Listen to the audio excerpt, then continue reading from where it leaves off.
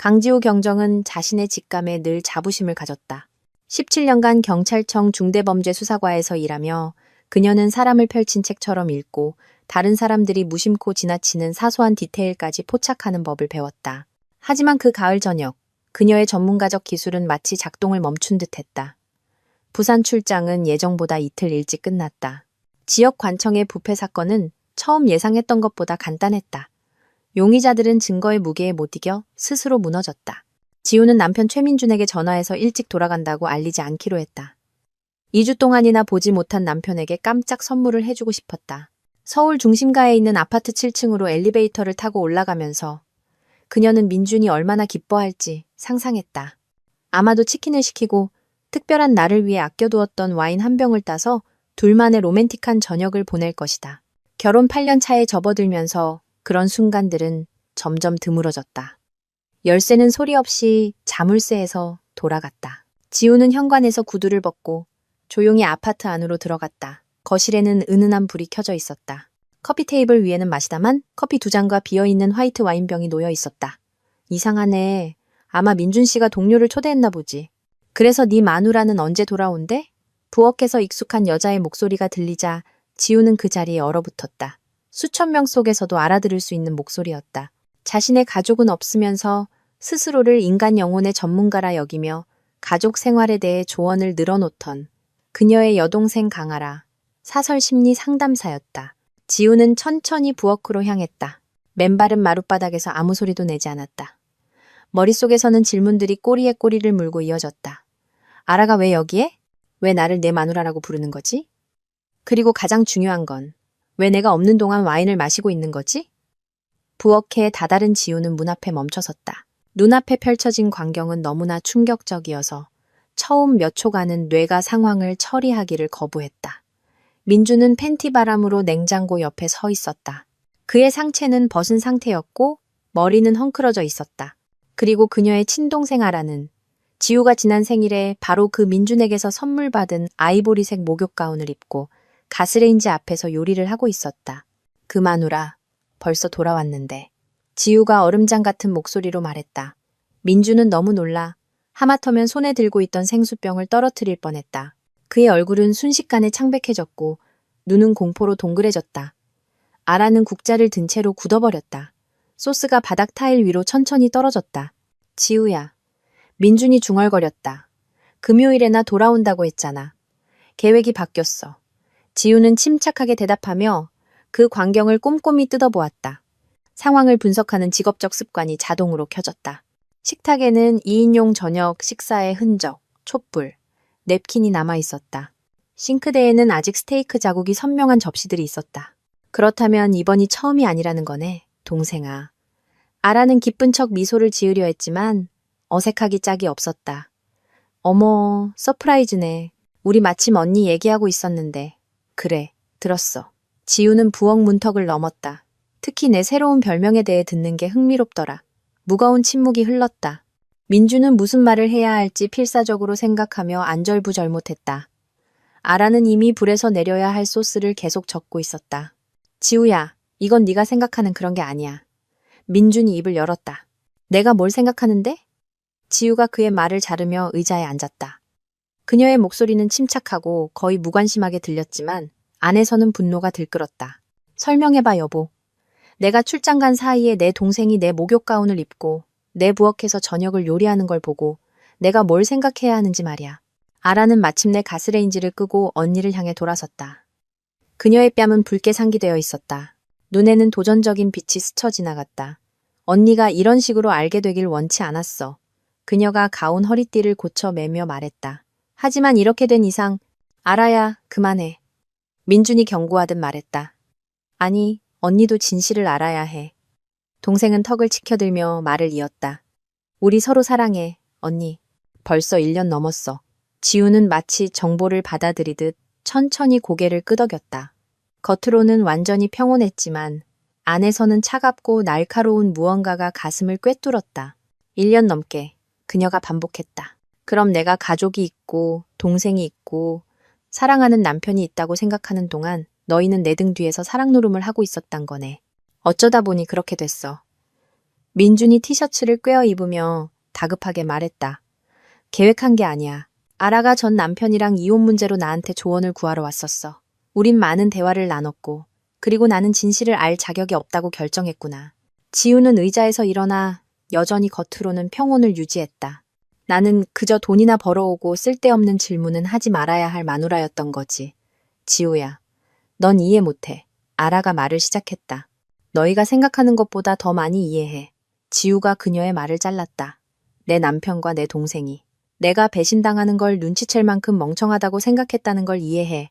내가 내 경력과 평판을 걸고 일하는 동안 너희는 내 아파트에서 로맨틱한 저녁 식사를 즐기고 있었다는 것도. 그녀는 부엌을 둘러보며 모든 디테일을 눈에 담았다. 민준과 함께 모아온 비싼 와인, 특별한 날을 위해 사두었던 스테이크, 결혼기념일에 남편에게 선물했던 양초들. 솔직하게 말해봐. 지우는 남편과 동생을 번갈아 보며 말을 이었다. 이거 진심이야. 아니면 그냥 잠깐의 불장난이야? 민준과 아라는 서로를 마주 보았다. 그 시선에는 너무나 깊은 이해와 친밀함이 담겨 있어서 지우는 속이 단단한 매듭처럼 꼬이는 것을 느꼈다. 언니한테 말하려고 했어. 민준이 조용히 말했다. 돌아오면 이성적인 사람들처럼 대화하고 싶었어. 이성적인 사람들. 지우가 비웃었다. 알겠어. 그래서 나한테 무슨 말을 하려고 했는데? 우리 이혼해야 한다고? 아라는 용기를 내어 언니의 눈을 똑바로 쳐다보았다. 우리 공식적으로 함께하고 싶다고. 지우는 그것이 아주 평범한 정보인 양 고개를 끄덕였다. 그러고는 일어나 부엌을 나가려 했다. 지우야, 기다려. 민준이 그녀를 불렀다. 얘기 좀 하자. 무슨 얘기를? 그녀는 돌아보지 않은 채 멈춰섰다. 너희가 할 말은 다 했고 나는 다 이해했어. 더 이상 할 말 없어. 하지만 우리 이성적으로 해결할 수 있잖아. 넌 어른이잖아. 아라의 목소리에는 불안함이 묻어났다. 지우는 돌아서서 동생을 오랫동안 뜯어보는 시선으로 바라보았다. 내 말이 맞아, 아라야. 나는 어른이야. 그래서 이 상황을 어른스럽게 해결할 거야. 그녀는 남편과 동생을 그들의 변명과 해명 속에 남겨두고 부엌을 나갔다. 거실에서 지우는 창가에 서서 서울의 야경을 바라보았다. 마음속은 기이한 공허함으로 가득했지만 그와 동시에 깨달음이 찾아왔다. 15분 후 현관문이 닫히는 소리가 들렸다. 아라가 떠난 것이다. 아파트 입구에는 택시가 그녀를 기다리고 있었다. 17년간의 수사관 경력은 헛되지 않았다. 그녀는 범죄를 수사하고 증거를 찾고 사건을 논리적으로 마무리 짓는 법을 알았다. 그리고 지금 그녀 앞에는 새로운 사건이 놓여 있었다. 그녀의 인생에서 가장 중요한 사건, 자신의 신뢰를 배신한 자들에 대한 사건이었다. 다음 날 아침, 지우는 늘 그랬듯 오전 6시에 일어났다. 수년간의 습관은 모든 것을 잊고 싶을 때조차도 늦잠을 허락하지 않았다. 민주는 다른 방에서 벽을 보고 누워 있었다. 밤새 뒤척이며 한숨을 쉬었지만 그녀는 자는 척했다. 소리 없이 침대에서 빠져나온 지우는 욕실로 향했다. 거울 속에는 아름답다고 여겨졌던 단정한 이목구비에 36살 여자가 그녀를 보고 있었다. 어깨까지 오는 검은 머리, 회색 눈, 단정한 몸매. 하지만 지금 거울 속에서 그녀는 다른 것을 보았다. 예전에는 눈치채지 못했던 시선 속의 냉혹함이었다. 샤워를 하며 그녀는 상황을 정리했다. 어제의 충격은 지나갔다. 차가운 계산만이 남았다. 아라 말이 맞아. 어른처럼 행동해야지. 하지만 어른이라고 해서 반드시 용서하고 있는 것은 아니다. 때로는 모든 관련자들의 삶을 송두리째 바꿔놓는 결정을 내리기도 한다. 그녀는 혼자 아침을 먹었다. 민주는 부엌에 나타나지 않았다. 평소에는 출근 전에 항상 함께 식사했지만 부끄럽거나 두려운 모양이다. 그래야 마땅하지.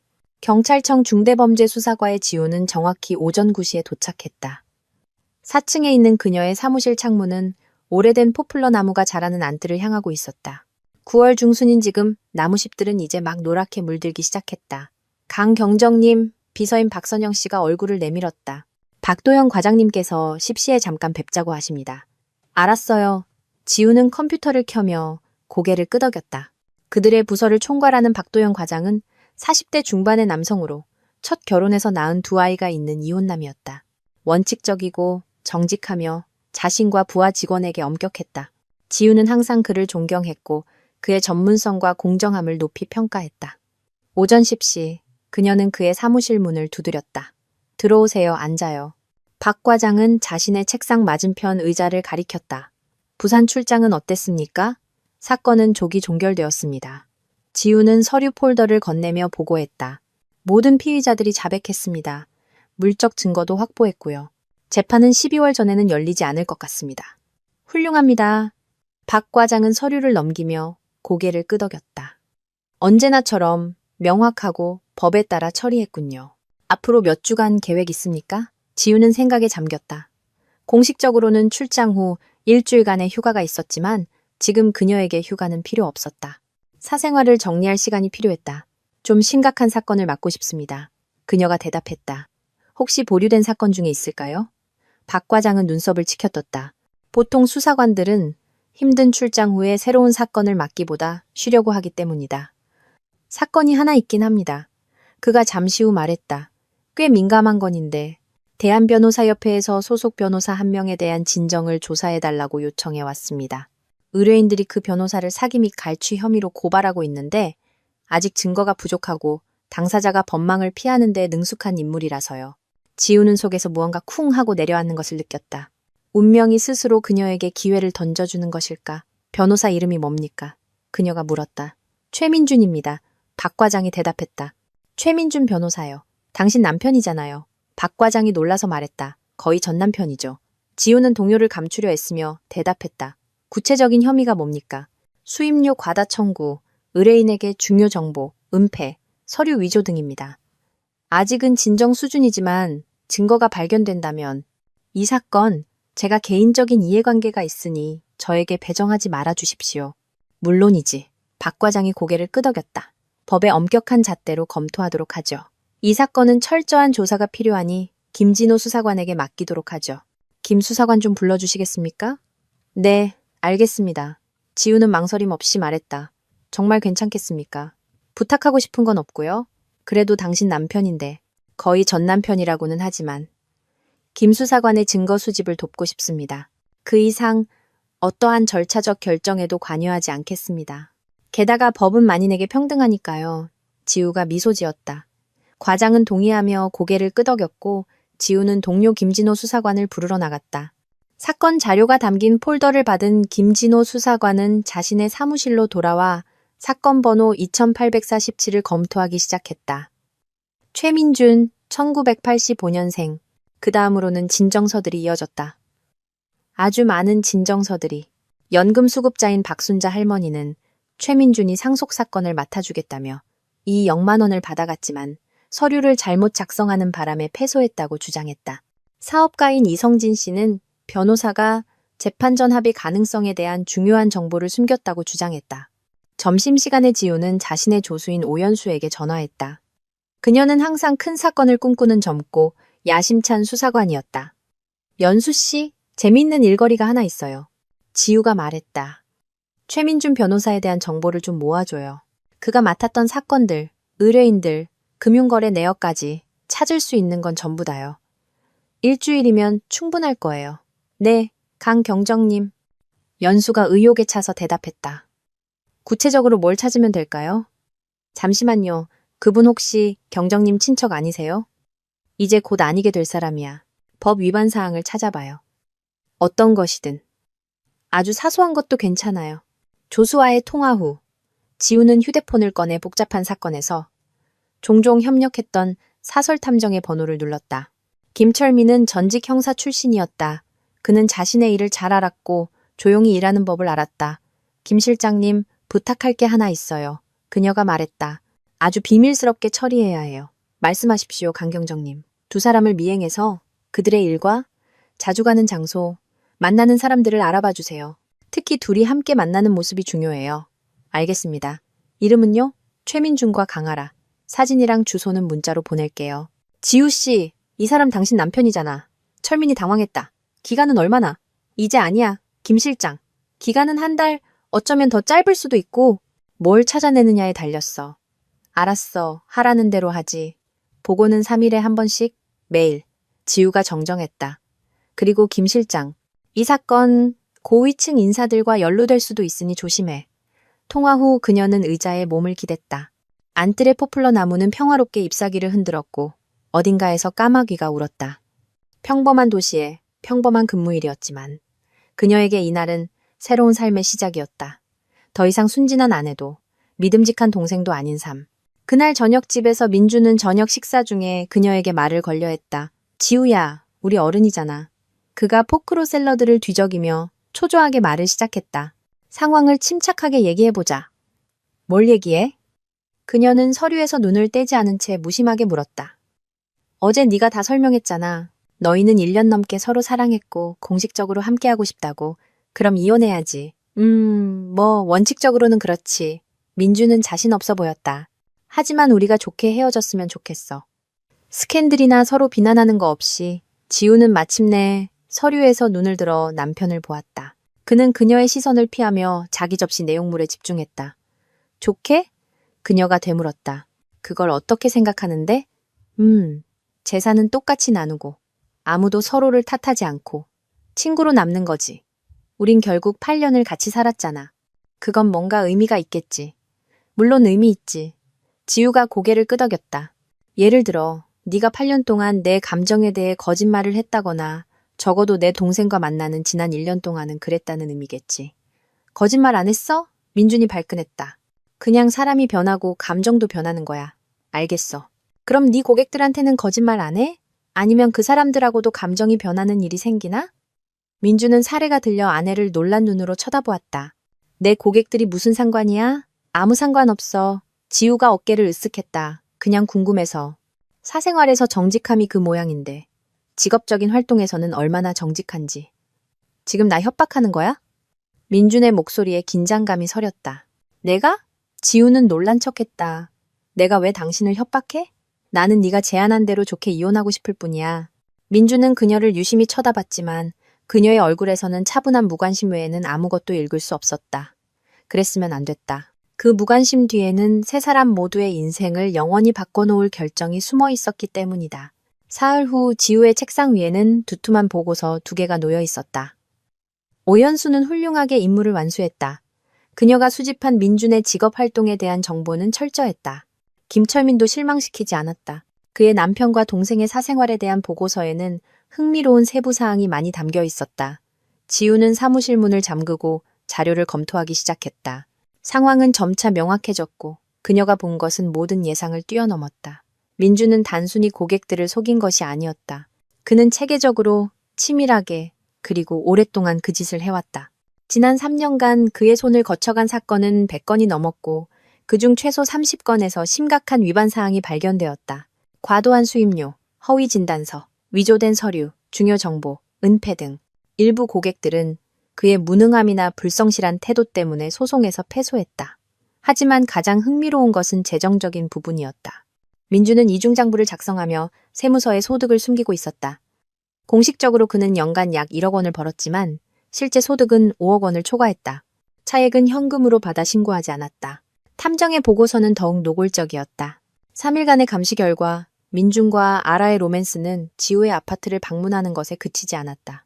그들은 고급 레스토랑에서 만나고 교외의 호텔로 여행을 가고 연극과 전시회를 관람했다. 이 모든 비용은 민준이 지불했으며 그 금액은 상당히 컸다. 3일 동안 그는 유흥비로 약 100만 원을 썼다. 하지만 보고서의 마지막 부분이 가장 흥미로웠다. 어제 저녁 민준과 아라는 고급 주상복합 단지 사무실에서 부동산 중개인과 만났다. 그들은 12억 원짜리 3룸 아파트를 보고 있었다.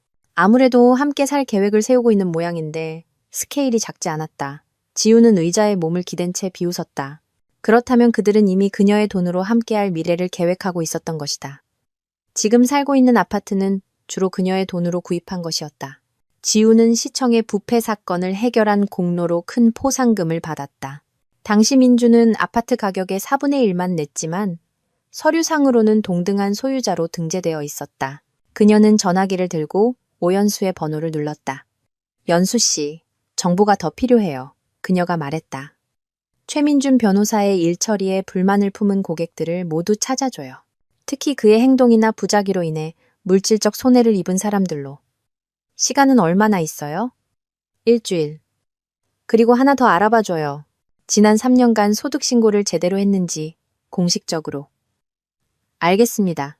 만약 범죄 혐의가 있는 걸 발견하면 바로 전화드릴게요.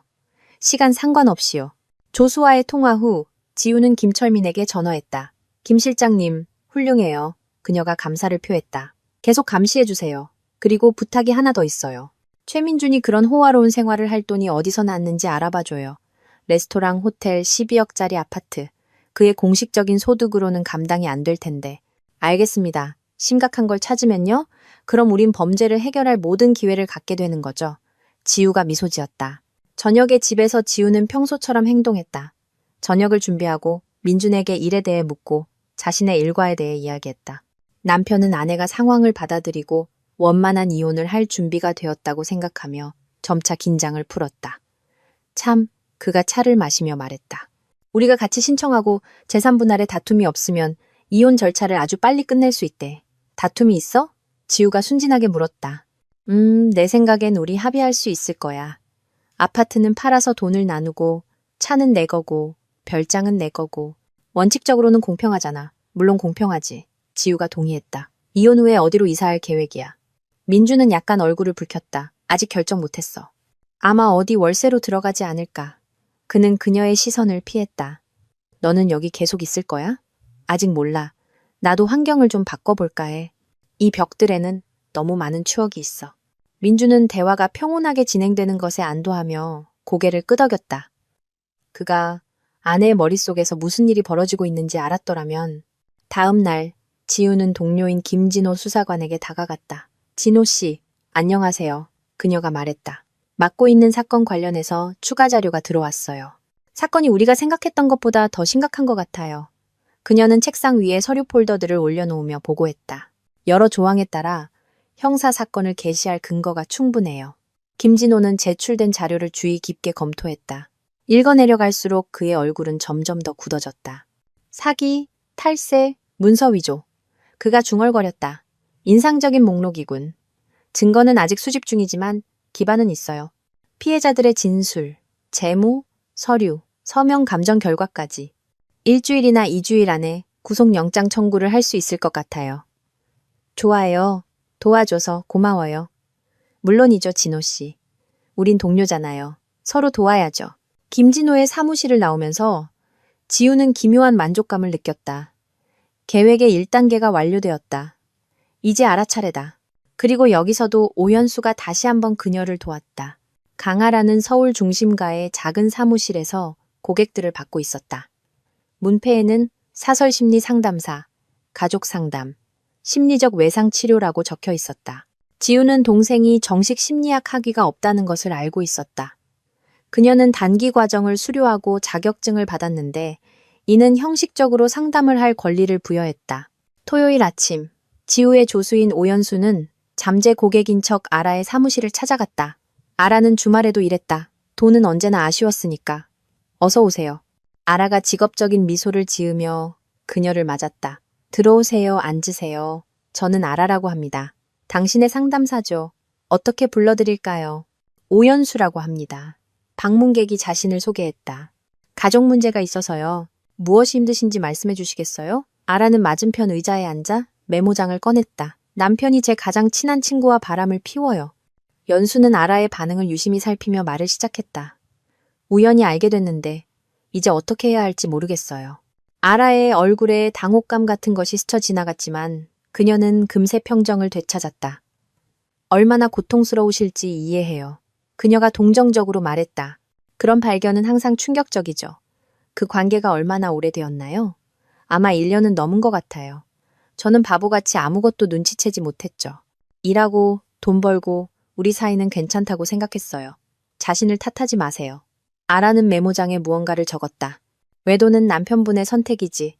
당신의 잘못이 아니에요. 그를 용서할 준비가 되셨나요? 모르겠어요. 연수는 혼란스러운 척했다. 한편으로는 우리가 함께한 세월이 있는데 다른 한편으로는 그런 배신을 어떻게 용서할 수 있겠어요? 그 친구분은요? 그분과 얘기해봤나요? 아직요. 괜한 말을 할까봐 두려워요. 그런데 있잖아요. 저는 그 여자가 의도적으로 제 가정을 파괴했다고 생각해요. 우리가 행복한 걸 봤잖아요. 아라는 약간 창백해졌지만 전문 상담사 역할을 계속했다. 아마 상황이 보이는 것처럼 단순하지 않을 수도 있어요. 그녀가 말했다. 때로는 사람들이 자신의 의지와 상관없이 사랑에 빠지기도 하니까요. 그리고 당신 친구분도 아마 이 상황 때문에 고통받고 있을 거예요. 그렇게 생각하세요? 연수는 관심을 보이는 척 몸을 앞으로 기울였다. 그녀의 동기를 어떻게 알 수 있을까요? 그녀와 솔직하게 대화해서 그녀가 무엇을 느끼고 원하는지 알아내야 해요. 어쩌면 당신들의 우정을 위해 물러설 준비가 되어 있을지도 모르죠. 만약 그렇지 않다면요? 만약 그녀가 제 남편을 사랑하고 그와 함께하고 싶다고 말하면요? 아라는 대답을 생각하며 침묵했다. 그녀의 눈에 어떤 불안감이 스쳐 지나갔다. 그렇다면 당신은 어려운 결정을 내려야 할 거예요. 그녀가 마침내 말했다. 남편을 위해 싸우거나 그를 놓아주거나. 하지만 기억하세요. 억지로 되는 사랑은 없어요. 그가 다른 사람을 선택했다면 당신 자신의 행복에 대해 생각해 보는 게 좋을지도 몰라요. 말은 쉽죠. 연수가 한숨을 쉬었다. 35에 어떻게 새로운 삶을 시작하겠어요? 누가 날 원하겠어요? 그렇게 말하지 마세요. 아라가 격려했다. 35살은 멋진 나이예요. 당신은 경험 있고 성공한 여성이잖아요. 직업도 있고 자신만의 의견도 있고요. 아마 당신 말이 맞을지도 모르겠네요. 연수가 의자에서 일어났다. 상담 고마웠어요. 얼마를 드려야 하죠? 한 세션에 10만 원입니다. 아라도 일어섰다. 원하시면 일주일 후에 다시 만나서 당신의 결정을 논의할 수 있어요. 꼭 생각해 볼게요. 혹시 영수증은 발급 안 해주시나요? 연수가 돈을 내며 물었다. 죄송하지만 안 돼요. 아라가 당황하며 말했다. 모든 대화는 녹음기에 녹음되어 지우에게 전달되었다. 한편 지우는 전화기를 꺼내 김철민에게 전화했다. 김 실장님 부탁이 하나 더 있어요. 그녀가 말했다. 아주 민감한 건인데. 말씀하십시오. 강아라의 학력과 자격을 확인해 주세요. 그녀의 서류, 자격증, 사업자 등록이나 프리랜서 등록 여부 등 그녀의 활동이 법적 요건에 부합하는지 말이죠. 알겠습니다. 기한은요, 일주일. 그리고 불만족스러웠던 그녀의 고객들을 찾아보세요. 특히 그녀의 해로운 조언 때문에 피해를 본 사람들로요. 탐정과의 통화 후 지우는 차에 앉아 몇 분간 가만히 있었다. 연수와 아라의 대화 녹음은 많은 것을 명확하게 해주었다. 아라는 자신의 행동에 대해 뉘우치기는커녕 남의 가정을 파괴하는 방법에 대해 조언까지 하고 있었다. 그렇다면 이제 그녀도 마땅한 대가를 치르게 될 거야. 그날 남은 시간 동안 지우는 사무실에서 민준의 사건에 대한 새로운 자료들을 검토하며 보냈다. 오연수는 모든 기대를 뛰어넘었다. 그녀는 변호사를 상대로 증언할 준비가 된 고객을 7명이나 더 찾아냈다. 그 중에는 민준이 잘못 처리한 서류 때문에 아파트를 잃은 노부인과 폐소 후 사업을 잃은 젊은 사업가도 있었다. 그림은 점점 더 명확해졌다. 민준은 그저 실력 없는 변호사가 아니라 남의 불행을 이용해 돈을 버는 냉소적인 사기꾼이었다. 그리고 그녀는 이 모든 세월 동안 그의 진짜 모습을 전혀 의심하지 않은 채 그와 함께 살았다. 저녁 식사 시간에 민준은 유난히 들떠 있었다. 지우야! 그가 포크를 내려놓으며 말했다. 오늘 부동산 중개인이랑 만났어. 새 아파트 단지에 아주 좋은 집을 찾았어. 공원이 보이는 3룸이야. 비싸? 지우가 물었다. 싸진 않아. 12억. 12억. 지우는 놀란 척했다. 너 그런 돈이 있어? 민주는 약간 당황했다. 원칙적으로는 있지. 나 돈 잘 벌잖아. 그리고 우리 아파트 팔면 되잖아. 우리 아파트는 주로 내 돈으로 산 거야. 지우가 상기시켰다. 넌 4분의 1만 냈잖아. 하지만 서류상으로는 우리가 동등한 소유자야. 민준이 반박했다. 그러니까 이혼할 때 똑같이 나눠 갖는 거지. 물론이지. 지우가 동의했다. 법은 법이니까. 그런데 새 아파트는 누구를 위해 사는 거야? 너 혼자 살 건 아닐 텐데.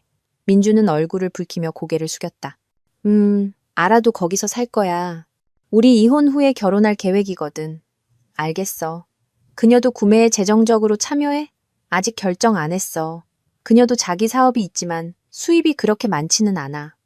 그럼 넌 우리 아파트를 판 돈으로 그녀를 부양하겠다는 거네? 지우가 명확히 했다. 지우야, 왜 꼭 수사관처럼 신문해? 민준이 짜증스럽게 말했다. 우리 이성적으로 해결하기로 했잖아. 미안. 지우가 미소 지었다. 그냥 상황을 이해하고 싶어서. 결국 내 돈도 걸린 문제니까. 민주는 고개를 끄덕였지만 불편해 보였다. 그리고 지우는 그 순간 자신의 결정이 옳았다는 것을 최종적으로 확신했다. 월요일 아침, 김진호 수사관은 두꺼운 서류 폴더를 들고 박도영 과장의 사무실로 들어갔다. 과장은 초조하게 그를 기다리고 있었다. 최민준 사건의 예비 자료는 그에게 강한 인상을 남겼다. 어떻게 됐습니까? 그가 의자를 가리키며 물었다. 전체 그림이 나왔습니다. 김진호는 책상 위에 서류를 펼치며 대답했다. 7명의 피해자가 증언할 준비가 되었습니다. 총 피해액은 80억 원을 초과합니다. 3년간 약 40억 원의 탈세 혐의도 있고요. 박 과장은 제출된 자료를 주의 깊게 검토했다. 피해자들의 진술, 감정 결과, 재무 서류, 모든 것이 흠잡을 데 없이 정리되어 있었다. 인상적이군. 그가 마침내 말했다. 문서 위조 증거는 어떻습니까? 서명 감정이 완료되었습니다. 3건에서 위조가 확인되었습니다. 2건은 기술적인 문서 위조고요. 게다가 최민준이 의뢰인의 소득 증명서를 위조하는 것을 본 증인도 있습니다. 좋아, 구속영장을 청구할 수 있겠군. 언제 준비되겠나? 내일 아침에요. 김진호가 망설임 없이 대답했다. 모든 서류는 작성되었고 결정문도 준비되었습니다. 그럼 내일 오전 10시에 법원에 제출하도록 검사가 결정했다. 그리고 기억하게, 이 사건은 파장이 클 거야. 언론이 분명히 관심을 가질 걸세. 김진호는 고개를 끄덕이고 과장실을 나섰다. 그날 남은 시간 동안 그는 법원에 제출할 서류를 준비했다. 모든 페이지, 모든 증명서를 여러 번 확인했다. 저녁에 집에서 지우는 평소처럼 행동했다. 저녁을 준비하고 일에 대해 이야기하고 남편의 계획에 대해 관심을 보였다. 민주는 기분이 아주 좋았다. 부동산 중개인은 아파트가 마음에 들고 내일 가계약을 할 수 있다고 확인해 주었다. 상상해봐. 그가 저녁 식사 중에 말했다. 지하철역에서 2분 거리야. 바로 옆에 공원도 있고 현대적인 구조에. 아라가 완전 반했어. 잘 됐네. 지우가 미소 지었다. 언제 이사할 계획이야? 이혼하고 이 아파트 팔자마자. 1~2달 안에는 다 해결될 것 같아. 어쩌면 더 빠를지도 모르지. 지우가 동의했고 그녀의 목소리에는 민준이 알아듣지 못한 뉘앙스가 담겨 있었다. 다음 날 아침 9시 김진호 수사관은 이미 법원 건물에 있었다. 구속영장 심사는 비공개로 진행되었다. 10시 30분 법정에 형사사건 경험이 많은 나이 든 판사가 들어섰다. 김진호는 일어나 자신을 소개했다. 존경하는 재판장님, 형법 제159조, 327조, 198조에 규정된 범죄 혐의를 받고 있는 피의자 최민준에 대한 구속영장 청구를 심리해 주시기 바랍니다. 판사는 서류를 받아 검토하기 시작했다. 사건 자료를 검토했습니다. 20분 후 판사가 선언했다. 수사기관의 청구는 타당하다고 판단됩니다. 피의자는 법률적 지식과 법조계 인맥을 고려할 때 도주하거나 수사를 방해할 우려가 있습니다. 청구를 인용합니다. 한편 지우는 경제범죄수사팀장에게 전화했다. 팀장님, 최민준에 대한 법원의 구속영장이 발부되었습니다. 김진호 수사관에게서 결정문을 받으세요. 그녀가 보고했다. 체포를 진행해도 좋습니다. 알겠습니다. 지금 어디에 있습니까? 테헤란로에 있는 자기 사무실에요. 보통 저녁 7시까지 일합니다. 알겠습니다. 1시간 내로 팀이 출발합니다. 지우는 전화를 끊고 시계를 보았다. 오후 2시. 앞으로 5시간 후면 민주는 유치장에 있을 것이다. 그리고 그녀는 집에 있을 것이다. 오후 3시 탐정 김철민에게서 전화가 왔다. 강 경정님, 강아라에 대한 정보가 있습니다. 그가 말했다. 꽤 흥미로운데요. 듣고 있어요. 그녀는 사업자 등록 없이 일하고 세금도 내지 않습니다. 학력 증명서는 위조된 것이고요. 그녀가 수료했다는 과정에서는 그녀를 본 적도 없다고 합니다. 게다가 그녀를 고소할 준비가 된 고객 3명을 찾았습니다. 무슨 이유로요? 한 명은 가정 파괴 때문입니다. 그녀가 사소한 갈등 때문에 남편에게 이혼하라고 조언했답니다. 이제 그는 후회하지만 너무 늦었죠. 2번째 고객은 우울증을 잘못 치료한 것 때문입니다. 이건 그녀의 전문 분야가 아니었어요. 그 고객은 의료적 도움이 필요했습니다. 그녀의 조언 후에 그 여성은 정신병원에 입원했습니다. 3번째 사례가 가장 심각한데 그녀의 권고 때문에 어머니가 친권을 박탈당했습니다. 지우는 들으면서 속이 차가워지는 것을 느꼈다. 그렇다면 아라는 단지 남편의 애인일 뿐만 아니라 사람들의 운명을 망가뜨리는 사기꾼이었던 것이다. 좋아요, 김 실장. 모든 것을 서류로 정리해 주세요. 내일 만나서 세부 사항을 논의하죠. 알겠습니다. 그리고 오늘 아침 강아라와 최민준이 부동산 중개인과 만나 어떤 서류에 서명했습니다. 아파트 가계약서일 거야. 지우가 설명했다. 괜찮아. 곧 그들은 그런 걸 살 돈이 없어질 테니까. 저녁 6시 30분. 지우는 집 부엌에 앉아 차를 마시고 있었다. 사실 그녀는 전화를 기다리고 있었고 그 전화는 정확히 저녁 7시에 걸려왔다. 지우야! 흥분한 민준의 목소리가 수화기 너머로 외쳤다. 나 체포됐어. 들려? 체포됐다고. 무슨 사기 혐의라는데 말도 안 돼. 뭐라고? 지우는 충격받은 척했다. 민준 씨, 어디야? 무슨 일이야? 유치장이야. 전화 한 통 허락받았어. 지우야, 이건 무슨 오해야? 나한테 변호사 좀 선임해줘. 형사 전문으로 제일 좋은 사람으로. 빨리. 나 지금 정상적으로 생각하고 스스로를 변호할 힘이 없어. 물론이지. 지우가 다급하게 말했다. 지금 바로 전화하기 시작할게. 걱정하지 마. 우리 다 해결할 거야. 무슨 일인지 이해가 안 돼.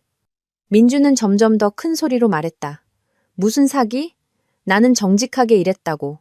민준 씨, 진정해. 내일 아침에 내가 가서 모든 내용을 알아볼게. 전화가 끊겼다.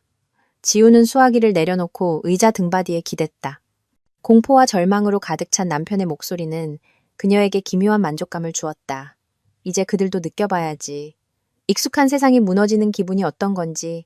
30분 후 아라에게서 전화가 왔다. 언니, 들었어? 민준 씨가 체포됐대. 그녀의 목소리에는 히스테리가 섞여 있었다. 우리 이제 어떡해? 우리라니? 지우가 되물었다. 아라야, 우리가 무슨 상관인지 모르겠는데? 아, 내 말은 언니는 그 사람 아내잖아. 동생이 말을 더듬었다. 아직은 아내지. 지우가 차갑게 대답했다. 하지만 부엌에서 그 장면을 본 후로는 그 사람에 대해 특별한 의무감을 느끼지 않아. 언니 제발 그 사람한테 형사 전문으로 최고의 변호사를 찾아줘야 해. 돈도 내주고. 왜 네가 안 하고? 너희는 서로 사랑하잖아. 그와 함께하고 싶다며. 그럼 네가 그를 챙겨야지. 나한테는 그런 돈이 없어. 아라가 흐느꼈다. 언니는 인맥이 있잖아. 인맥이 있었지. 지우가 정정했다. 내가 민준 씨를 내 남편이라고 생각했을 때까지는 이제 그는 내 남자야. 그러니 내 문제는 네가 알아서 해결해. 그녀는 동생의 대답을 듣지도 않고 전화를 끊었다. 계획은 완벽하게 작동하고 있었다. 민주는 감방에, 아라는 공황 상태에. 이제 작전의 2단계로 넘어갈 시간이었다. 다음 날 아침, 지우는 약속했던 대로 민준을 만나러 유치장에 가지 않았다. 대신 그녀는 관할구청으로 향했고 그곳에서 담당 과장과의 만남이 예정되어 있었다. 과장님, 그녀가 단정한 정장 차림의 중년 여성에게 말했다. 심리 상담 분야의 위법 행위에 대한 정보가 있습니다. 주의 깊게 듣겠습니다. 과장은 메모장을 꺼내며 대답했다. 지우는 탐정 김철민이 준비한 서류 폴더를 책상 위에 올려놓았다. 강아라 씨가 정식 학력이나 등록 없이 사설 상담소를 운영하며 심리 상담 서비스를 제공하고 있습니다. 그녀의 위조된 졸업장과 수료증도 조작된 것입니다. 또한 개인 사업자나 프리랜서로 등록되어 있지도 않습니다. 그러면서 그녀의 활동은 최소 3명의 고객에게 피해를 입혔습니다. 담당 과장은 제출된 자료를 주의 깊게 검토했다. 그녀의 얼굴은 점점 더 굳어졌다. 정말로 심각한 위반 사항들이군요. 그녀가 말했다. 피해자들이 증언할 준비가 되어 있습니까? 그 이상입니다. 그중 1명은 이미 사기 혐의로 경찰에 고소장을 제출했습니다. 나머지들은 공식적인 조사를 기다리고 있고요. 알겠습니다. 그녀의 활동에 대해 조사를 실시하겠습니다. 위반 사항이 확인되면 활동은 금지되고 자료는 사법기관에 넘겨질 것입니다. 감사합니다. 지우가 고개를 끄덕였다. 언제쯤 결과를 기대할 수 있을까요? 최대 일주일입니다. 이런 사건은 저희가 우선적으로 처리합니다. 구청을 나오면서 지우는 만족감을 느꼈다. 복수의 톱니바퀴가 또 하나 돌아가기 시작했다. 아라는 곧 남의 고통을 이용해 돈을 버는 것이 어떤 의미인지 알게 될 것이다. 직장에서는 새로운 소식이 그녀를 기다리고 있었다. 오연수는 민준이 잘못 처리한 서류 때문에 상속 재산을 잃은 또 다른 피해자를 찾아냈다. 그 젊은 남성은 5억 원 상당의 아파트를 잃었다. 그 사람 증언할 준비가 됐나요? 지우가 물었다. 그 이상입니다. 오연수가 대답했다. 그는 3년 동안이나 정의를 되찾으려 했지만 실패했습니다. 최민준이 체포되었다는 소식을 듣고는 기뻐서 울기까지 했답니다. 잘했어요. 자료는 김진호 수사관에게 넘겨줘요. 점심때쯤 탐정 김철민에게서 전화가 왔다. 강 경정님, 소식 있습니다. 그가 보고했다. 강아라가 오늘 아침 변호사 사무실들을 돌아다니며 최민준의 변호인을 구하려 했지만 가는 곳마다 거절당했습니다. 그녀에게는 너무 비싸거나 아니면 그런 사건은 맞지 않는다고들 했답니다. 돈은 어디서 구했는지 아직 불분명하지만 흥미로운 사실을 하나 알아냈습니다. 어제 저녁 그녀는 고급 레스토랑에서 어떤 남자와 만났습니다. 옷차림이나 행동으로 보아 부유한 사람이었습니다. 그들은 오랫동안 무언가에 대해 논쟁했습니다. 그러고 나서 남자가 그녀에게 봉투를 건넸습니다. 계속 감시하세요. 지우가 지시했다. 그리고 그 남자가 누구인지 알아내세요. 알겠습니다. 그리고 오늘 아침 강아라의 사무실에 서류를 든 공무원들이 찾아왔습니다. 그녀는 아주 마지못해 그들을 맞이했습니다. 지우는 미소 지었다. 구청이 예상보다 빨리 움직이기 시작한 것이다. 저녁에 집에서 초인종이 울렸다. 지우가 문을 열자 아라가 서 있었다. 동생의 모습은 끔찍했다. 충혈된 눈, 헝클어진 머리. 언니 제발 내 말 좀 들어줘. 그녀는 아파트로 들어서며 애원했다. 들어와. 지우가 무심하게 말했다. 차라도 한잔할래? 차는 필요 없어. 아라는 소파에 앉아 언니의 손을 잡았다. 언니 도움이 필요해. 민준 씨가 끔찍한 혐의를 받고 있어. 사기, 문서 위조. 이건 말도 안 돼. 그게 말도 안 된다는 걸 네가 어떻게 알아? 지우가 침착하게 물었다. 어쩌면 넌 그냥 네 애인을 잘 몰랐던 걸지도 모르지. 아라는 그녀의 냉정한 말투에 움찔했다. 언니 왜 그래? 우리한테 화난 건 알지만 이건 복수할 이유는 아니잖아. 복수? 지우는 놀란 척했다. 내가 복수한다고 누가 그래? 나는 민준 씨 체포랑 아무 관련 없어. 하지만 언니는 수사관이잖아. 누가 사건을 맡았는지 알아내서 그들과 얘기해 볼 수 있잖아. 아라야, 네가 지금 무슨 부탁을 하는지 알기나 해? 내 직위를 이용해서 내 여동생이랑 바람 피운 사람을 변호해 달라는 거야? 아라가 울기 시작했다. 언니 알아, 우리가 잘못했어. 하지만 언니를 상처 주려던 건 아니었어. 그냥 그렇게 됐어. 우리가 사랑에 빠졌다고. 내 침대에서 내 목욕 가운을 입고 내 돈으로. 지우가 열거했다. 아주 로맨틱하네. 돈은 다 갚을게. 아라가 다급하게 말했다. 민준 씨가 나오자마자 우리가 다 보상할게. 그리고 아파트도 팔지 않을게. 언니 가져. 너희 쪽에서 정말 관대하네. 지우가 비웃었다. 특히 그 아파트가 주로 내 돈으로 산 거라는 걸 감안하면. 언니 제발. 아라가 언니 앞에 무릎을 꿇었다. 나 뭐든지 할게. 그 사람한테서 떠날게. 당신들 인생에서 사라질게. 제발 그 사람 좀 도와줘. 지우는 무릎 꿇은 동생을 유심히 쳐다보았다. 그녀의 눈에는 동정심도 연민도 없었다. 오직 차가운 계산뿐이었다. 너무 늦었어. 아라야. 그녀가 침착하게 말했다. 넌 네 선택을 했어. 이제 그 결과와 함께 살아. 언니, 그래도 나는 내 동생이잖아. 아라가 흐느꼈다. 친동생이라고. 친동생이라. 지우가 동생에게 몸을 기울였다. 친동생은 언니 남편이랑 자지 않아. 언니를 마누라라고 부르지도 않지. 친동생은 언니가 번 돈으로 살 계획을 세우지 않아. 아라는 무언가 말하려 했지만 지우가 그녀의 말을 잘랐다. 그리고 사랑하는 동생아, 이제 네 애인 걱정만 할 때가 아닐 거야. 오늘 너한테 구청에서 사람들이 찾아왔다며. 네 활동을 조사하러. 곧 다른 기관에서도 찾아올 거고 그때가 되면 네 문제는 이제 막 시작이라는 걸 깨닫게 될 거야. 아라의 얼굴이 창백해졌다. 네가 나를 신고했어? 나는 내 시민의 의무를 다했을 뿐이야. 지우가 대답했다. 법 위반 사실을 신고하는 것. 그 위반자들이 내가 아는 사람들이었다는 건 그저 우연일 뿐이야. 아라는 천천히 무릎을 펴고 일어섰다. 그녀의 눈에는 이제 애원이 아닌 분노가 빛나고 있었다. 그럼 넌 우리를 파멸시키기로 결심한 거네? 그녀가 쉬쉬거렸다. 뭐 때문에? 우리가 감히 서로 사랑했다는 것 때문에? 너희가 내가 너희의 연극을 눈치챌 만큼 멍청하다고 생각했기 때문에. 지우가 대답했다. 내 돈으로 살 계획을 세웠기 때문에. 내가 일만 하고 아무것도 묻지 않을 마누라라고 생각했기 때문에. 우린 그런 말 안 했어. 아라야. 나는 그 부엌에서 너희가 한 모든 말을 들었어. 그리고 믿어줘. 너희의 계획과 나에 대한 생각에 대해 많은 것을 깨달았어.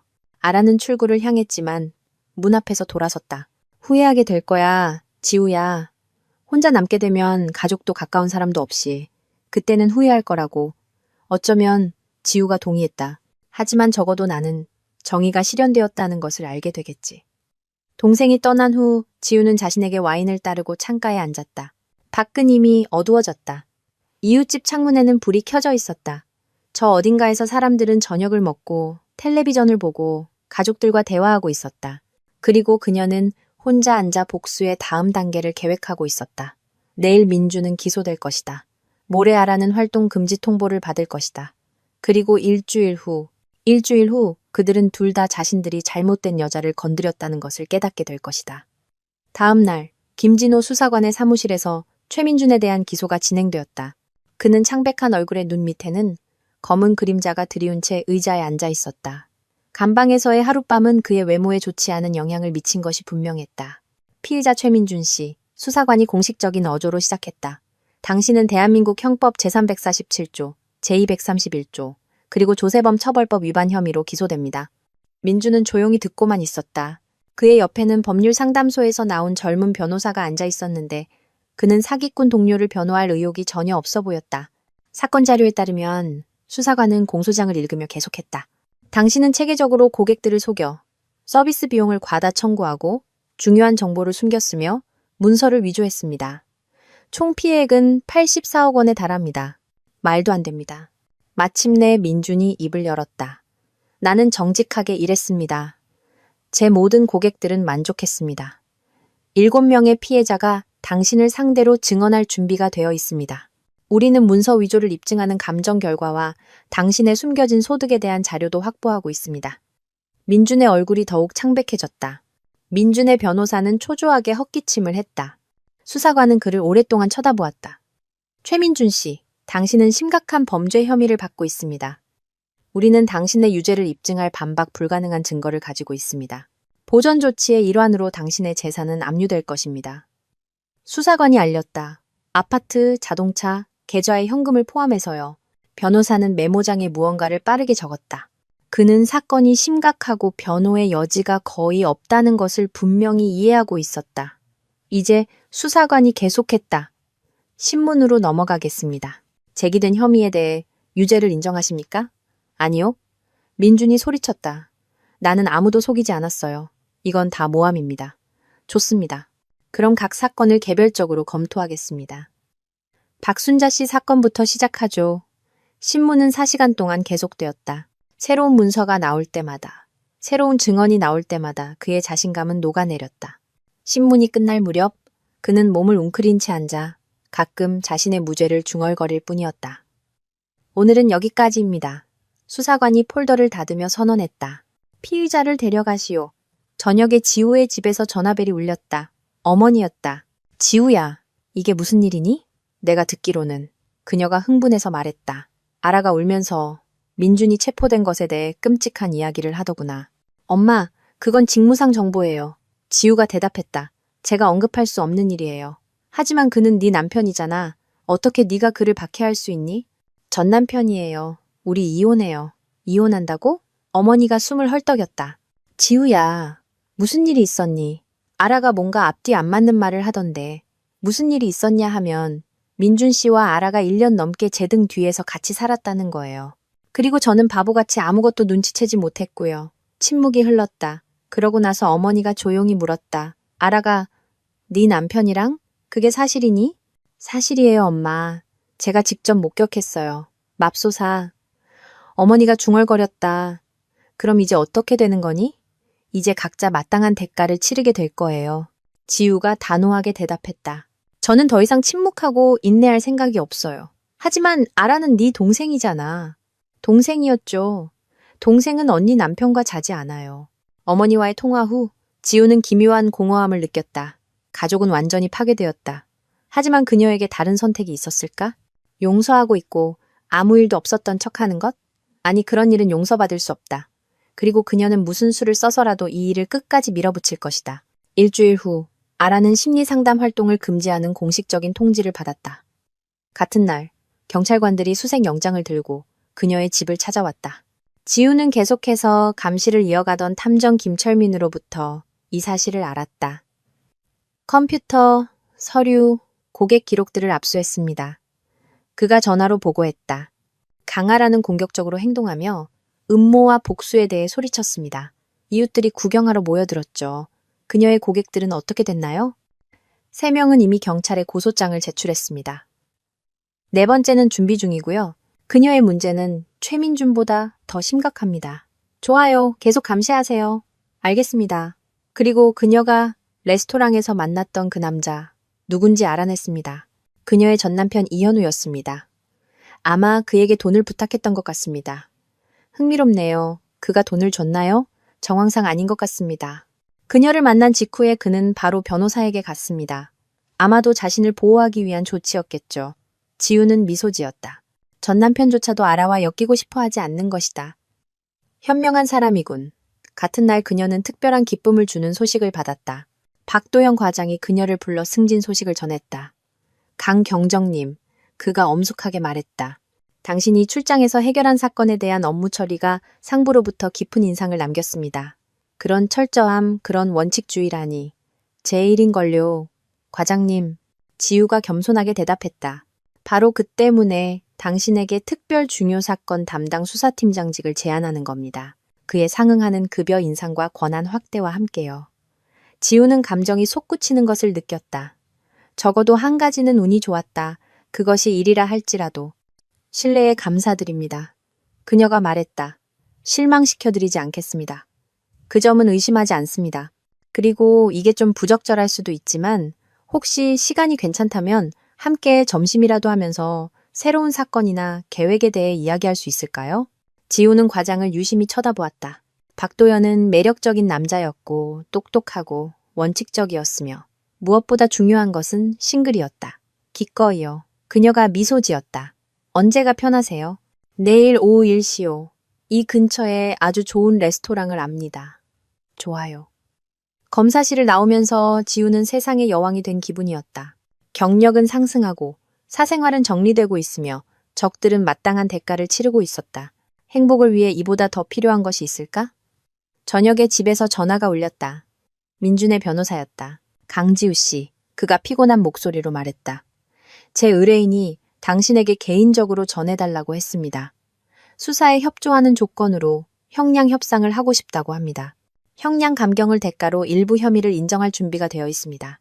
어떤 혐의를 인정할 준비가 되어 있죠? 지우가 사무적으로 물었다. 탈세와 몇몇 사건의 부적절한 처리요? 하지만 사기와 문서 위조는 부인합니다. 그것만으로는 부족합니다. 우리는 모든 혐의에 대한 증거를 가지고 있습니다. 협상을 원한다면 전부 인정해야 할 겁니다. 최대 형량을 받을까봐 두려워하고 있습니다. 쓸데없는 걱정입니다. 모든 혐의를 인정하고 피해를 배상하면 법원의 관용을 기대할 수 있습니다. 예상 형량은 어느 정도입니까? 5년에서 7년 정도. 모범적인 수감 생활을 하면 3년 후 가석방될 수 있고요. 변호사는 침묵했다. 알겠습니다. 당신의 말을 그에게 전하겠습니다. 아마 내일쯤 결정할 겁니다. 통화 후 지우는 자신에게 우유를 탄 커피를 따르고 발코니로 나갔다. 서울은 불빛으로 반짝였다. 저 아래 어딘가에서는 익숙한 삶이 흘러가고 있었다. 그리고 여기 7층에서 불과 한 달 전만 해도 순진한 마누라로 여겨졌던 여자가 자신의 신뢰를 배신한 자들의 운명을 결정하고 있었다. 내일 민주는 아마도 자신의 죄를 인정할 것이다. 아라는 곳 불법 활동에 대한 대가를 치를 것이다. 그리고 지우는 승진했고 아마도 괜찮은 남자와 새로운 관계를 시작할 것이다. 정의는 아름다운 것이다. 특히 자신의 손으로 실현할 때 박도연 과장과의 점심은 훌륭했다. 그들은 고풍스러운 지성미가 느껴지는 분위기에 서울 역사 중심가에 있는 아늑한 레스토랑을 선택했다. 대화는 가볍고 흥미로웠다. 그들은 복잡한 사건들, 직업적인 계획, 책, 연극에 대해 이야기했다. 있잖아요, 강 팀장님. 그가 커피를 마시며 말했다. 오랫동안 당신의 업무를 지켜봐 왔습니다. 요즘 시대에 특히 우리 분야에서 그런 원칙과 정직함은 보기 드물죠. 저는 그냥 법은 모든 사람에게 동일해야 한다고 생각할 뿐입니다. 지우가 대답했다. 개인적인 관계나 상황에 관계없이요. 바로 그 때문에 당신의 마지막 사건이 상부에 그런 인상을 남긴 겁니다. 아주 훌륭하고 전문적으로 해결되었죠. 참, 가정사는 어떻게 되어가고 있습니까? 어제 이혼 서류를 정리했습니다. 지우가 말했다. 박도현은 고개를 끄덕였다. 얼마나 힘든지 압니다. 가까운 사람들의 배신. 저도 비슷한 일을 겪었으니까요. 이제 후회는 없습니까? 네, 환상 속에서 사는 것보다 진실을 아는 게 낫죠. 당신은요? 지우는 생각에 잠겼다. 민준과 아라의 삶을 파괴한 것을 후회하는가? 가족을 잃은 것을 후회하는가? 있잖아요. 그녀가 마침내 말했다. 홀가분해요. 마치 무거운 짐을 내려놓은 것 같아요. 수년간의 거짓말, 가짜관계, 위선. 이제야 비로소 제 자신이 될 수 있어요. 진짜 당신은 어떤 사람인데요? 박도현이 흥미롭게 물었다. 자신을 속이도록 내버려 두지 않는 여자, 무엇보다 정직을 소중히 여기는 여자. 그리고 어떤 합법적인 수단을 동원해서라도 정의를 위해 싸울 준비가 된 여자요. 박도현이 미소 지었다. 그런 철학이 마음에 드네요. 그리고 강 팀장님 당신도 마음에 듭니다. 괜찮으시다면 앞으로도 계속 만나고 싶습니다. 업무적인 일뿐만 아니라요. 기꺼이요. 지우가 대답했다. 그리고 오랜만에 그녀의 미소는 진심이었다. 저녁에 집에서 그녀는 민준의 변호사로부터 전화를 받았다. 최민준 씨가 당신의 조건에 동의했습니다. 그가 보고했다. 모든 혐의 인정, 피해 배상, 수사 협조. 잘 됐군요. 그리고 당신과의 만남을 요청했습니다. 개인적으로 해명하고 싶다더군요. 지우는 침묵했다. 원칙적으로 민준에게는 그럴 권리가 있었고 그녀 자신도 그가 무슨 말을 할지 궁금했다. 좋아요. 내일 자백서 작성 후에. 다음 날 만남은 수사관의 사무실에서 이루어졌다. 민준은 지쳐 보였다. 유치장 생활이 그의 외모에 영향을 미친 것이다. 그는 살이 빠지고 수척해졌다. 눈에는 예전의 자신감이 없었다. 지우야. 변호사와 수사관이 사무실을 나가자 그가 말을 시작했다. 너한테 용서를 구하고 싶어. 무엇에 대해서? 지우가 차갑게 물었다. 모든 것에 대해서.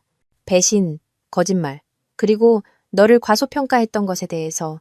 나는 네가 영원히 모를 거라고 생각했어. 아니면 그냥 참고 넘어갈 거라고?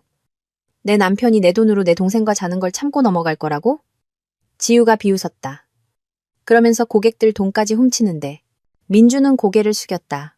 고객들 일은 눈에 띄지 않게 시작되었다. 처음에는 소소한 돈벌이였는데 점점 더 커졌어. 이게 그렇게 심각한 일이라고는 생각 못했어. 80억 원의 피해가 심각하지 않다고? 나는 모든 걸 갚을 거야. 별장도 팔고 차도 팔고 있는 건 전부다. 별장과 차는 이미 증거물로 압류됐어. 그리고 서류상으로 보면 너한테는 돈이 거의 없던데. 민주는 힘겹게 침을 삼켰다. 지우야, 내가 부탁할 자격이 없다는 건 알지만 혹시 네가 한마디 해줄 수 있을까? 형량을 줄여달라고. 지우는 오랫동안 그를 말없이 쳐다보았다. 이 남자는 8년 동안 그녀의 남편이었다. 그녀는 그를 사랑했고 신뢰했고 그와 함께 계획을 세웠다. 그리고 그는 그녀를 배신했다. 민준아, 그녀가 마침내 말했다. 나는 법에 따라 해야 할 모든 것을 할 거야. 하지만 우리의 과거 관계 때문에 관용을 기대하지는 마. 그럼 넌 나를 용서하지 않겠다는 거네. 영원히. 용서는 각자의 개인적인 문제야. 그리고 나는 여기 법의 대리인으로 있어. 그리고 너는 법을 여러 번 어겼어. 민주는 더 이상의 애원이 소용없다는 것을 깨닫고 고개를 끄덕였다. 아라는 어때? 그가 물었다. 그녀도? 그녀는 별도의 사건으로 처리되고 있어. 지우가 공식적으로 대답했다. 불법 사업활동, 사기. 관련 기관에서 조사 중이야. 맙소사. 민준이 중얼거렸다. 우리가 너무 어리석게 모든 걸 망쳤어. 망친 게 아니라 너희의 진짜 모습을 보여준 거야. 지우가 정정했다. 그리고 그것에 대해서는 너희 자신 외에는 아무도 탓할 수 없어. 민준이 떠난 후 지우는 기묘한 허탈감을 느꼈다. 복수는 이루어졌고 정의는 실현되었다. 하지만 웬일인지 마음은 예상했던 것만큼 기쁘지 않았다. 괜찮아, 이건 지나갈 거야. 중요한 것은 그녀는 더 이상 누구에게도 속지 않을 것이라는 점이다. 그리고 내일부터 시작될 새로운 삶은 정직과 상호 존중의 원칙 위에 세워질 것이다. 그리고 박도영 과장은 주말에 새로운 연극을 보여주기로 약속했다. 인생은 계속된다. 3개월 후 지우는 김진호 수사관으로부터 민준의 판결에 대해 들었다. 그는 일반 교도소에서 5년의 징역형, 피해액 전액 배상, 그리고 7년간의 변호사 자격 정지를 선고받았다. 아라는 징역 3년의 집행유예, 그리고 2억 원의 벌금형을 받았다. 동생은 이제 화장품 가게에서 판매원으로 일하며 겨우 생계를 이어가고 있었다. 모든 것이 끝났다. 정의는 승리했지만 만족감과 함께 이전의 삶은 영원히 과거에 남았다는 깨달음도 찾아왔다. 밖에서는 박도연 과장이 지우를 기다리고 있었다. 3개월 동안 그들의 관계는 훨씬 더 가깝고 진지해졌다. 그는 그녀가 항상 곁에 두고 싶었던 바로 그 남자였다. 정직하고 원칙적이며 그녀를 한 인격체이자 전문가로서 존중하는 남자. 점심 먹으러 갈까? 그가 그녀를 껴안으며 물었다. 네. 미소 지으며 지우가 대답했다. 기분은 어때? 있잖아요. 그녀가 마침내 말했다. 자유로워요. 몇 년 만에 처음으로 진정으로 자유로워요. 무엇으로부터? 환상으로부터, 거짓말로부터, 나를 약하고 순진하다고 생각했던 사람들로부터 이제 모두가 나를 함부로 대해서는 안 된다는 걸 알아요. 박도연이 미소 지었다. 그래야 마땅하지. 참, 당신에게 전할 소식이 있어. 당신이 수사과 부과장 직책에 추천되었어. 지우는 놀라서 그를 쳐다보았다. 정말요? 물론이지. 당신이 맡았던 중요 사건들의 처리 능력이 최고위층에 깊은 인상을 남겼어. 젊고 원칙적이며 청렴한 수사관. 바로 지금 시스템에 필요한 인재지. 당신은 괜찮아요? 지우가 물었다. 오히려 당신이 자랑스러워. 그리고 우린 프로잖아. 일과 사생활을 구분할 줄 알지. 그들은 나란히 거리를 걸었고 지우는 이 몇 달 동안 자신의 삶이 어떻게 변했는지 생각했다. 8년 동안 환상의 세계에 살았던 예전의 지우는 가장 가까운 사람들이 그녀를 배신하고 마누라라고 불렀던 그 부엌에서 죽었다. 그리고 거짓과 배신을 용납하지 않는 강하고 독립적인 새로운 지우가 태어났다. 도연 씨, 그녀가 멈춰서서 말했다. 당신에게 할 말이 있어요. 듣고 있어요. 만약 당신이 언젠가 나를 속이거나 내 신뢰를 배신한다면 알아두세요. 나는 당신을 처벌할 방법을 찾을 거예요. 합법적인 방법으로. 하지만 반드시 처벌할 거예요. 박도연이 그녀를 진지하게 쳐다보았다. 그건 우리가 처음 만난 날 이미 깨달았어. 그가 말했다. 그리고 그거 알아? 나는 그게 마음에 들어. 나는 자신을 지킬 줄 아는 강한 여자가 좋아. 그렇다면 우리에게는 정직한 관계를 만들 모든 가능성이 있겠네요. 지우가 미소 지었다. 그들은 차를 향해 계속 걸었고 지우는 마음속으로 일어난 일들을 정리했다. 복수는 완료되었다. 정의는 승리했다. 새로운 삶이 시작되었다. 민주는 감옥에서 몇 년을 보내며 자신의 행동에 대해 반성할 것이다. 아라는 직업과 평판을 잃고 푼돈을 벌며 매일 자신의 배신을 떠올릴 것이다. 그리고 그녀, 강지우는 승진과 동료들의 존경, 새로운 사랑, 그리고 무엇보다 자신의 힘에 대한 깨달음을 얻었다. 더 이상 아무도 감히 그녀를 마누라라고 부르지 못할 것이다. 더 이상 아무도 그녀를 처벌 없이 거짓말해도 되는 순진한 여자로 여기지 않을 것이다. 저녁에 예전 집을 판 돈으로 산 새 아파트에서 지우는 창가에 서서 서울의 불빛을 바라보았다. 삶은 안정되고 있었다. 일은 만족감을 주었다. 도연과의 관계는 조화롭게 발전하고 있었다. 재정 상태는 안정적이었다. 유일하게 가끔 그녀의 기분을 흐리게 하는 것은 가족에 대한 생각이었다. 어머니는 아라의 재판 이후로 그녀와 거의 말을 하지 않았다. 지우가 동생에게 너무 잔인하게 굴었다고 생각했다. 하지만 지우는 자신의 선택을 후회하지 않았다. 아라는 남의 가정을 파괴하고 사람들의 고통을 이용해 돈을 벌기로 결심했을 때 스스로 자신의 길을 선택했다. 전화벨이 울렸다.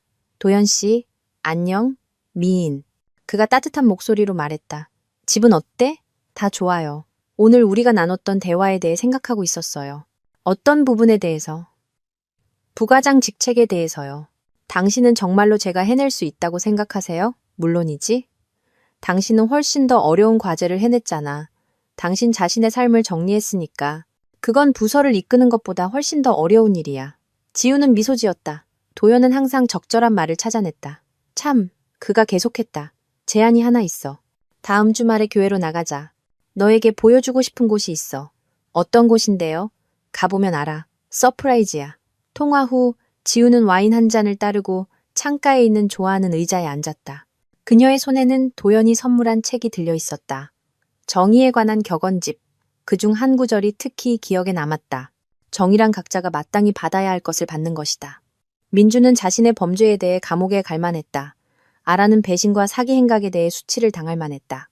그리고 그녀, 지우는 정직과 원칙주의에 대해 행복을 누릴 자격이 있었다. 이 세상 모든 것에는 대가가 있다. 배신의 대가는 고독과 처벌이다.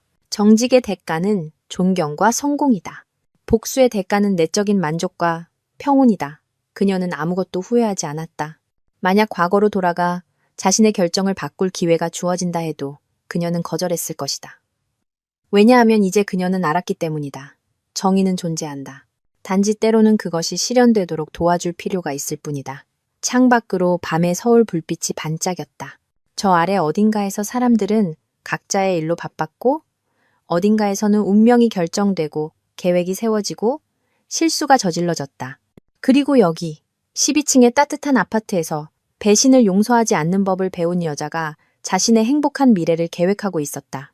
거짓말도, 환상도, 자신을 약하다고 여기는 사람들도 없는, 그리고 자신의 힘과 원칙을 존중하는 남자와 함께하는 미래. 정의와 상호 존중이라는 견고한 기반 위에 세워진 미래. 지우는 잔을 입술로 가져가 마음속으로 건배사를 외쳤다.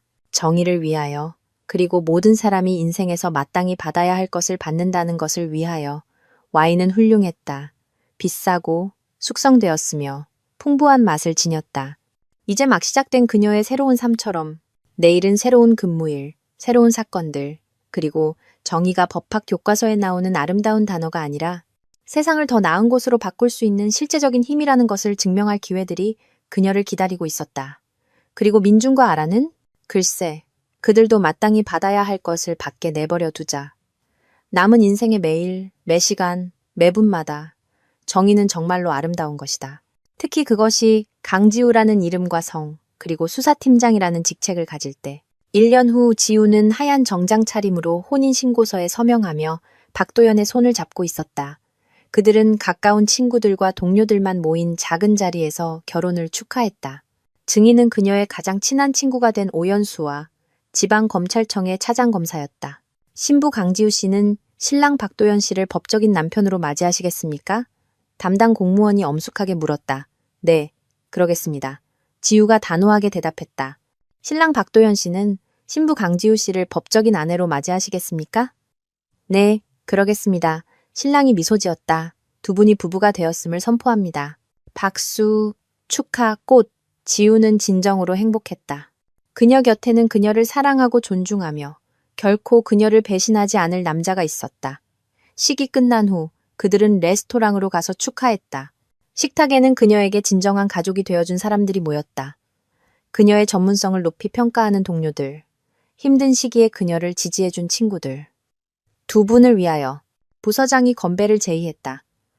정의와 정직이 빈말이 아님을 모두에게 보여준 강지우 부과장님을 위하여 모두가 잔을 들었다. 지우는 미소 지었다. 그리고 이 1년 동안 자신의 삶이 어떻게 변했는지 생각했다. 부과장, 직책, 동료들의 존경, 훌륭한 남자와의 견고한 관계, 재정적 안정. 그리고 저 멀리 일반 교도소에서는 한때 그녀의 남편이었던 남자가 형기를 채우고 있었다.